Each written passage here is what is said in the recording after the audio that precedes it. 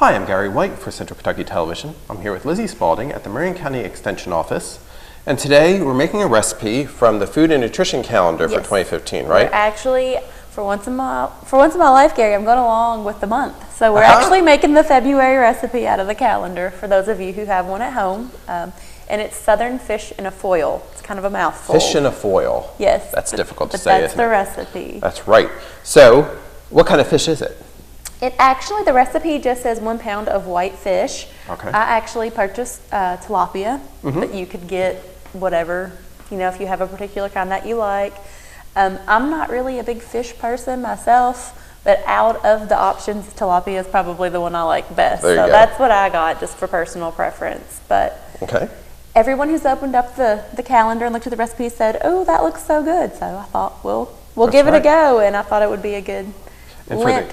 Yes. Exactly. I was going to say, for the Catholics are in the area, which there's many, it's perfect because Lent starts on February 18th, which is on Ash Wednesday. So this is an opportunity for you to have some fish in a foil starting. Yes, on hopefully it'll be good, and that'll give you something to do to make for Lent. That's right. Okay, so what do we need to do? The first thing that we're going to do, actually, I'm going to cut my fish up first. That's what we'll do first here. You're going to want to cut it into sections. And notice you have 2 different cutting boards, and we try to do that so you don't contaminate, right? Exactly. That's exactly right. See, I've Good learned job, something. Gary. See? Yeah, you want to be very cautious of the cross-contamination when dealing with whenever you're preparing meats with any other things that you've got going chicken, on. or beef, whatever. Let's be careful. So this is So tilapia. these are pretty big pieces, so I'm just going to take those and cut them right down the middle, so to give us 2 pieces here. You're going to cut it into 4 quarters, 4 serving sizes, so slice those up and you get a nice little, which that is serving size for 1 adult, so you don't need the whole fillet. That half is actually good. Some of us would eat half of it. Even though fish is low fat, still, you want to stick with your recommended serving sizes. Exactly. Just because something's low fat doesn't mean you can eat an abundance of it. There you go. That's right. Gary. That's right. I agree. So this is the tilapia that we're cutting. Okay. So everybody's going to get their own foil? Yes. That's what we're going to do. Cool. Look nice. Put that there. Will you pick up my cutting board for me, Gary? I'm going to put these on here so we can... before we transfer those over, I'm going to go wash my hands before we make the rest of the stuff. Okay. So Lizzie has washed her hands because it's important to make sure you maintain a clean workspace, right? Right. And then I'm going to just set that over that we've used. Oh, sorry. Well, you're right, Gary. Gary's keeping me in line today. And that's saying something. Yes. The next thing we're going to do is we're going to mix our spices together that go on here. And we're going to put a combination of Italian seasoning. You can buy this all in one in a blend like this one is. If not, it's got oregano, marjoram, thyme, rosemary, and sage. So you can put a combination of those together if you have those in your cabinet instead of buying another spice.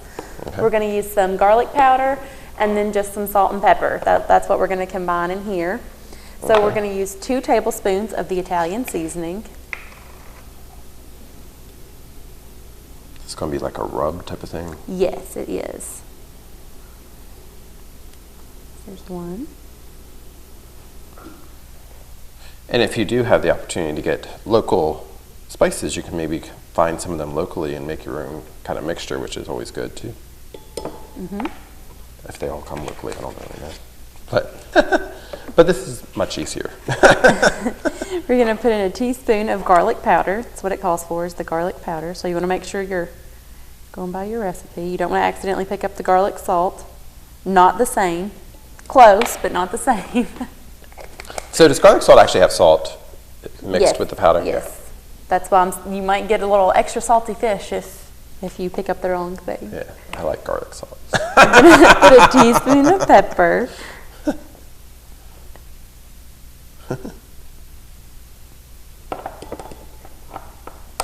If you can substitute, I like to use garlic powder instead just because it doesn't have the sodium content. Right. That's me trying to be a little bit healthier. And we're going to use a teaspoon of salt. And see, Look we're at you adding being this. a health educator. We're adding the salt in here too, so you definitely don't need the garlic salt. Right. And then I'm just going to mix that together because we're going to rub that on our fish. Okay, so it's a dry rub. Well, we're going to add a little bit of Moisture. onto our fish. Just Okay. mix that together. And again, you can get this recipe if you get one of the food and nutrition calendars that the extension offices have available. Yes. And this is the February recipe, Mm-hmm. so we're good. Next, we're going to get a lemon. I have already washed this. We're going to cut that in half. And then we're going to cut 4 slices because we're going to put 1 slice on each of our pieces of fish. Okay. And our oven is preheated. Exactly. What did we preheat it to? We have preheated our oven to 550. 550. 550, okay. Yes, it's pretty high, but we're going to, our fish is going to cook pretty fast, so. It's a rapid cooking. Yes. This is no slow cooker meal. This is a fast cooker meal. Right, so that's what I liked about this recipe. It was quick and easy. And fast. Fast. And after we have cut up our lemon, we are actually going to squeeze some lemon onto our fish. So you're just going to squeeze a couple drops on there. Lemon's always a nice compliment to fish. Yes, so we've got a little bit on there, not overkill, just a few drops. And then you're going to take a tablespoon of hot sauce, so whatever your preference is. I'm going to shake that into our little container here. And what you're going to do once you get this out is you're actually just going to put a few drops of it on each piece of fish. So you've got to get a little mix of flavors there. Yeah. So it's a little hot sauce too, huh? Right, a little bit of hot sauce on there. And if you're someone like Lizzie who likes hot, spicy things, you can add a little more sauce. Yes, I got so excited choose. about the hot sauce whenever I saw that in this recipe. So. Huh. It's interesting. Did you get the extra hot, spicy?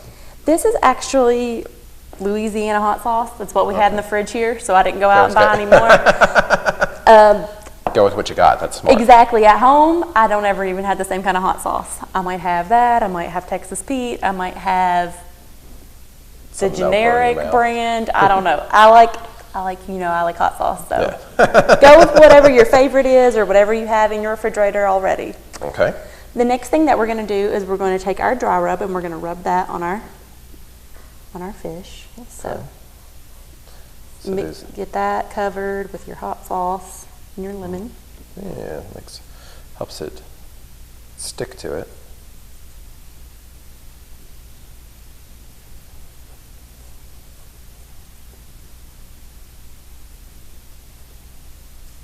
Are you going to just do the one side or do both sides? I am just going to do the one side. But you could do both sides at home if you wanted to. Put a little bit more on this one. There's a lot of flavor going into this. There is. Gary is excited to taste test. I know. can tell. I'll be interested to see. And I do. Sounds good. Do you want to say, whenever you do a dry rub, especially if you're making it at home, there is always a little bit left over. Please throw that away. Once you have rubbed it on your meat, you don't need to keep that. So whatever's left over, put into the trash can. Yes. So should I deposit this now? Yes. Go ahead and deposit that into the trash can. Okay. So we are actually going to now put out a tablespoon of olive oil. And we're going to drizzle some of this onto our fish as well. Wow. Got a lot of flavors going on. Huh. Gets more and more interesting. And you're just going to cut little strips for your fish to put those on. So I've got some here. We're just going to take our fish, put it into our foil. Hence the name. Yes, the fish in a foil. I'm going to put a little bit of olive oil on there. We're going to place one of our lemon slices on top, and then I'm just going to wrap that up.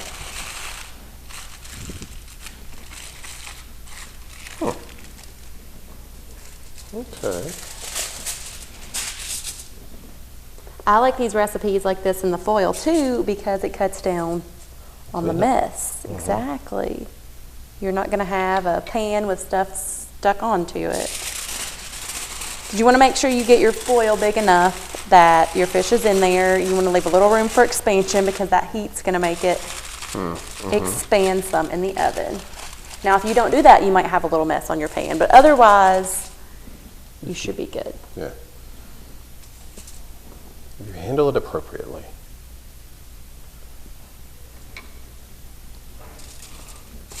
Yeah, so everybody gets their own individual foils. This is kind of fun for families to have too.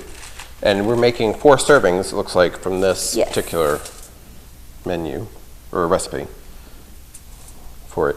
What would be a nice side dish to put something like this? This actually, I think, would be really good with some steamed vegetables. That'd be a nice light side to go with that. Broccoli. That's kind of what I had in mind. That's probably what I would pair with it, is some broccoli. That's what I meant when I said spinach. And then you're just going to take your sheets of foil, you're going to place them on your pan. You're just going to take this, you're going to put it in your oven on 550 degrees for 9 to 11 minutes. So we're going to put those in there and see what we come up with. We're going to take a break and we come back. We'll see what we got. Yes. Cool.